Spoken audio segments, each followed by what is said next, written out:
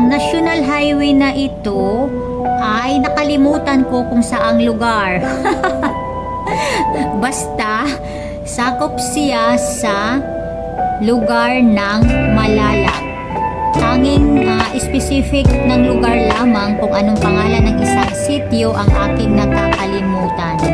So ito po ay madadaanan mo kung ikaw mula Davao or Digo City at pupunta kang Jinsan or General Santos City, madadaanan mo itong kalsada na ito.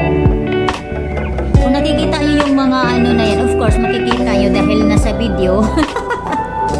And makikita niyo yung mga bahay-bahay na yan, mga ano yan, mga tindahan ng mga prutas, especially mangga.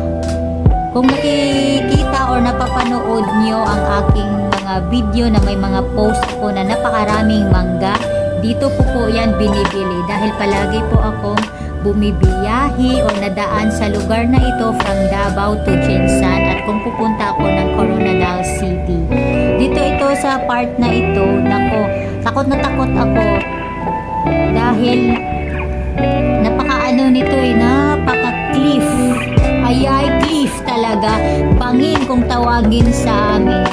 So, lagi lang pong mag-iingat tuwing ikaw ay mag-travel dito dahil actually, delikado naman siya talaga. Pero, maganda naman yung daan, cemented area. Pero way back 1990s, ang daan na ito ay maputik at hindi pa sementado. Wow! Speaking of 1990s, ang tanda ko na ha, matanda na pala ako ngayon. Dahil noong 1990s, nung maliit pa ako, lagi kasi kaming nadaan dito kapag pumupunta kami ng Jinsan. So, pero ngayon, ang tagal na ha, ang tagal ko na palang di nakaano dito.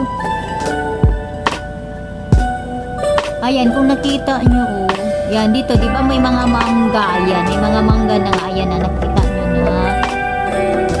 Bumili ako ng mangga dito. As of now, medyo mahal yung mangga, tag 90 ang kilo dahil hindi masyadong, o hindi ganong marami yung mangga. But anyway, salamat sa panonood ninyo. Mabush!